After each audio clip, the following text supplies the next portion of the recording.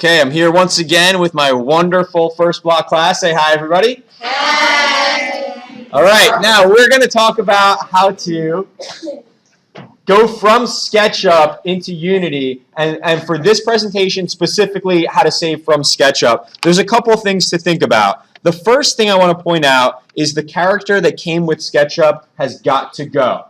We are going to be combining all of our projects together, and it would look silly if we had multiple copies of the same person. So delete that character out, please. And the other thing I want to mention before we export is 3D text behaves a little bit differently in SketchUp as it does in a program like Unity. In SketchUp, there's a black outline representing each of the lines. And in Unity, that outline does not exist. And so when you look at 3D text in Unity, sometimes, I mean, if you look at it straight on, it's not as big of a deal. But sometimes from an angle, it's actually kind of difficult to read because the sides of the text and the front face of the text blur together. And so I have two solutions for you to consider before you export it. One is to take your 3D text and consider using the scale tool to make it thinner. And that'll help. Don't go completely flat. If you scale it and it ends up totally completely flat, that's a problem also. But if you make it kind of thin, that's going to make it more legible. Something else you can do, you can paint your entire 3D text with a color, and most of you know that already.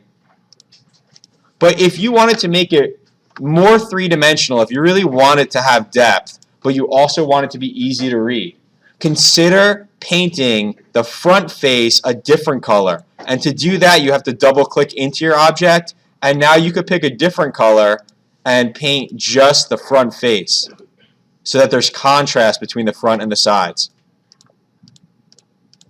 So once you've got your 3D model the way you want, all things considered, here's the process. File, export, 3D model. And then from here, from the options, there are many types. Let's go with FBX. And there's one more thing extremely important, and that's under the Options tab here. You're going to have to check this off or make sure that it is checked off. Export two-sided faces. If you don't do that, your walls are only visible from one direction and invisible when you look at the other side of them. So two-sided faces is a must. Click OK on that. Save it to your desktop. A good name for this might be something like your block and your last name. And then hit export. And that has exported. Interesting to note that it will export two files, a folder and a file together when you hit that, and that'll come into play later on. And that's how we do it.